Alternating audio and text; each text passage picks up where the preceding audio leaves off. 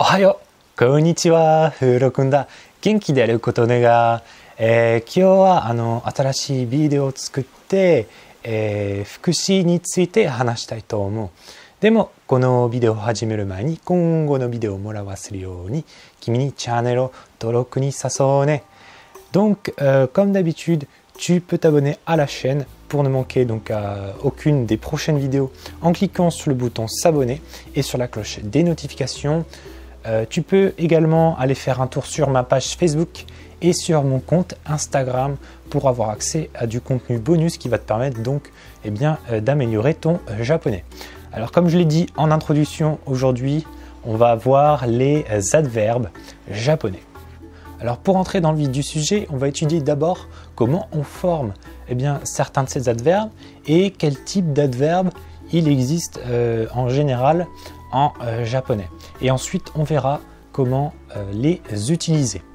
Premièrement, on va voir les adverbes qui sont formés à partir des adjectifs en i, donc des adjectifs qui sont variables. Si ça ne te dit rien, les adjectifs en i, également les adjectifs en a et aussi les adjectifs en no, en taru, en naru, eh bien j'ai fait une vidéo sur ce sujet-là que tu peux aller voir ici et le lien est également en description.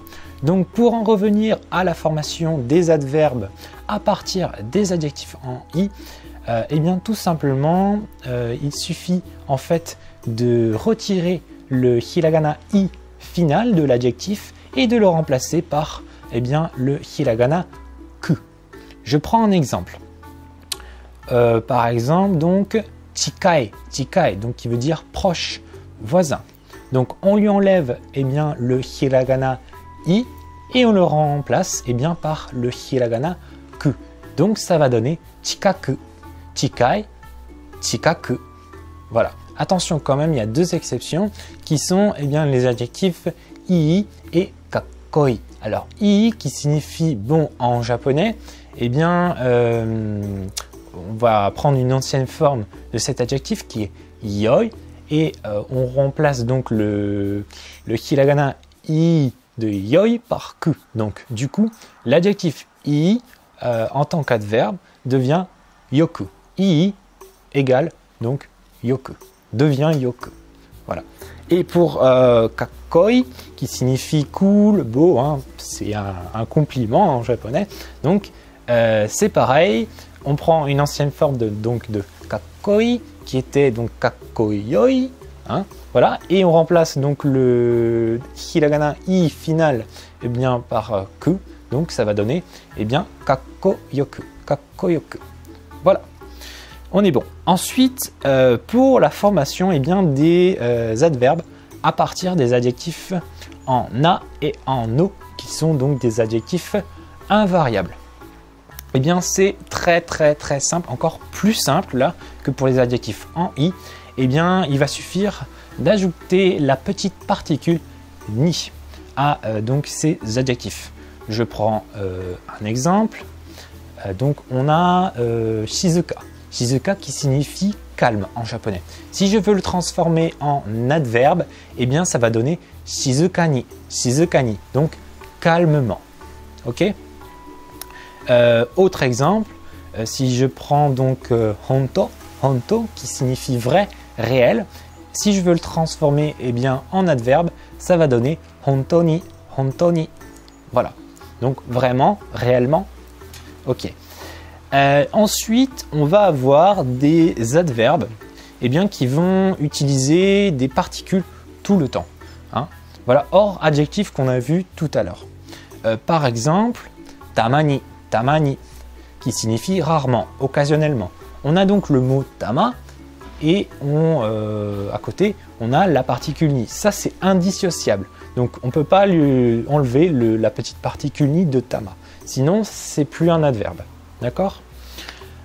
Donc, si le plan change maintenant, c'est normal parce qu'au moment où j'ai fait la vidéo, j'allais dire une énorme connerie. Du coup, je refais ce petit passage qui va concerner donc la formation des adverbes à partir des adjectifs en taru et en naru. Alors concernant ces adjectifs qui sont donc des adjectifs variables. Pour former donc des adverbes à partir de ces adjectifs, il y a deux cas possibles.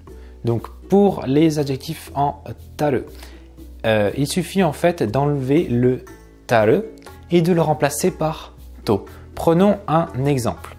Donc on a l'adjectif kakutaru. Kakutaru, ça signifie certain, sûr, avéré. Pour donc le transformer en adverbe, eh bien on enlève le taru et on met la particule to. Donc on va obtenir kakuto. Kakuto qui signifie donc avec certitude, sans aucun doute. Voilà. Ensuite, pour les adjectifs en naru, eh bien tout simplement on va enlever le naru et le remplacer par la particule ni. Prenons un exemple. Donc on a l'adjectif oi naru qui signifie grand, gros, large. Et bien pour le transformer en adverbe, on va enlever le naru, donc de oi naru, et le remplacer par ni, la particule ni. Du coup, on va obtenir l'adverbe oi ni, qui signifie grandement, largement. Voilà, tout simplement, c'est ce qu'on doit faire pour donc les adjectifs pour transformer les adjectifs en naru et en taru en adverbe. Bref, on va reprendre donc avec la suite de la vidéo. Après, on a des adverbes qui, eux, en fait, ce sont simplement des mots, voilà. Mais on peut leur rajouter la particule to. Voilà, c'est optionnel. Hein. Et quand on va donc ajouter cette particule to, on va insister sur la signification, le sens de cet adverbe. Je prends des exemples. Par exemple, donc on a yukkuri, yukkuri. On peut dire aussi yukkurito. Donc ça signifie lentement. Si donc je dis yukkurito, ça veut dire plutôt très lentement. Voilà, on insiste. Hein. Si je prends l'adverbe hakkiri, hakkiri, qui signifie donc clairement, exactement. Je peux dire aussi hakkirito, hakkirito. Hein. Prenons une phrase d'exemple pour qu'on voit bien comment ça fonctionne. Donc, je peux dire hakkiri kikoeru, hakkiri kikoeru, qui signifie entendre distinctement, hein, entendre nettement, entendre exactement ce qu'on nous a dit, par exemple. Hein, voilà. Autre adverbe, kippari. On peut dire aussi kipparito. Donc, ça signifie ça clairement, précisément, distinctement, catégoriquement. Hein. Prenons une phrase exemple qui est donc omiyage ga oshigatte nai koto to kippari setsumei shita.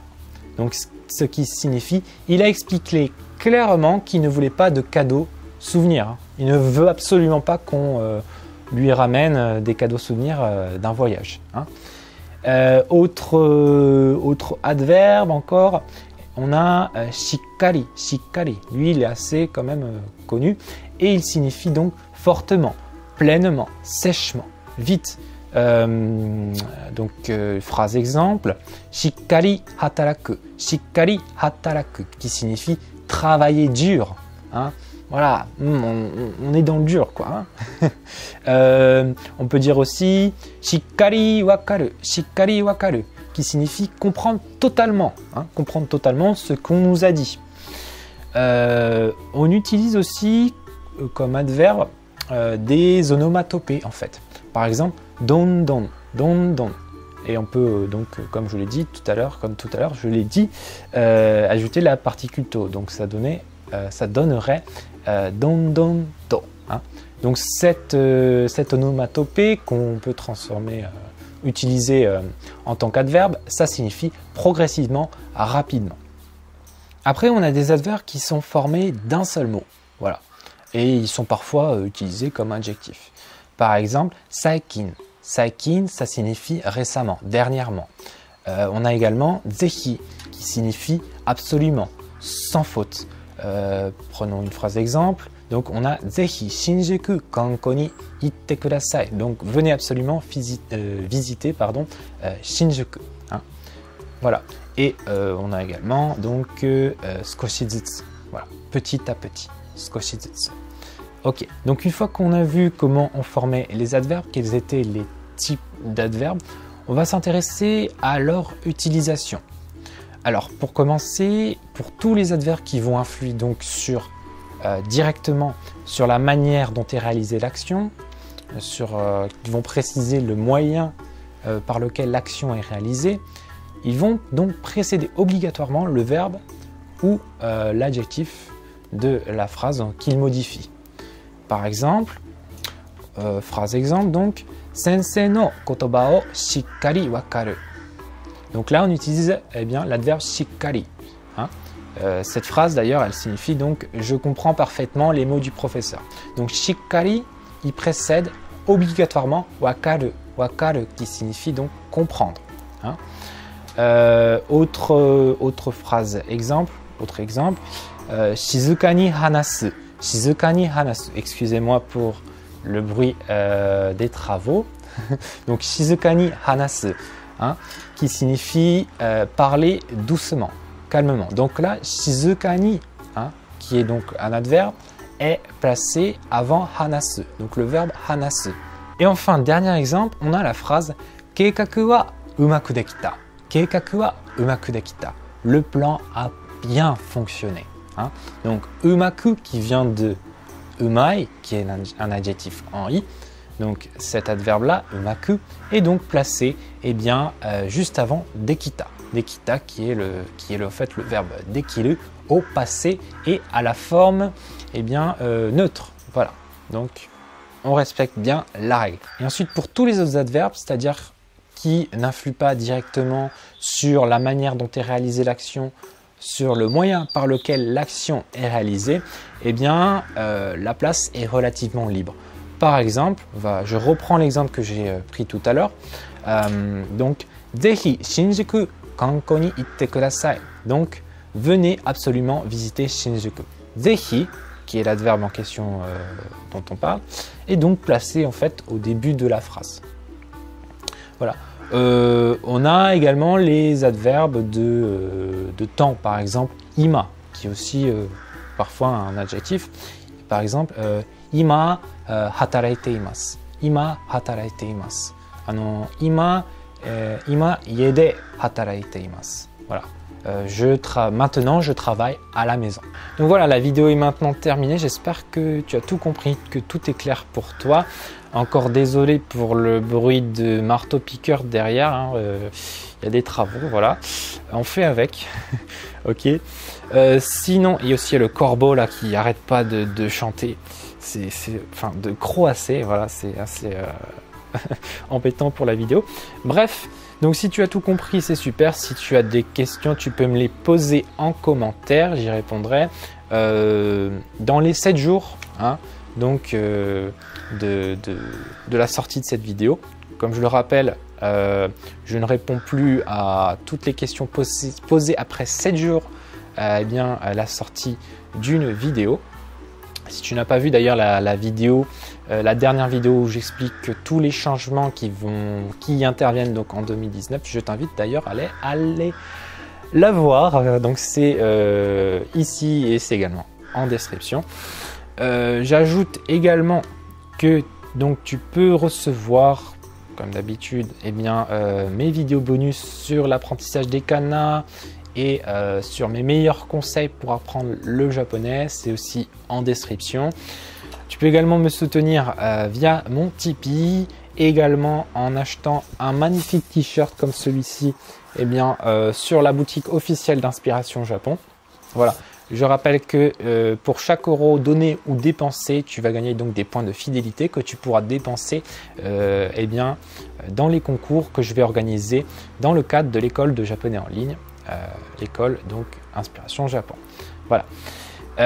J'ai à peu près tout dit, donc on va se retrouver à la prochaine vidéo. Je te dis donc bye bye, matane et gambaro ne.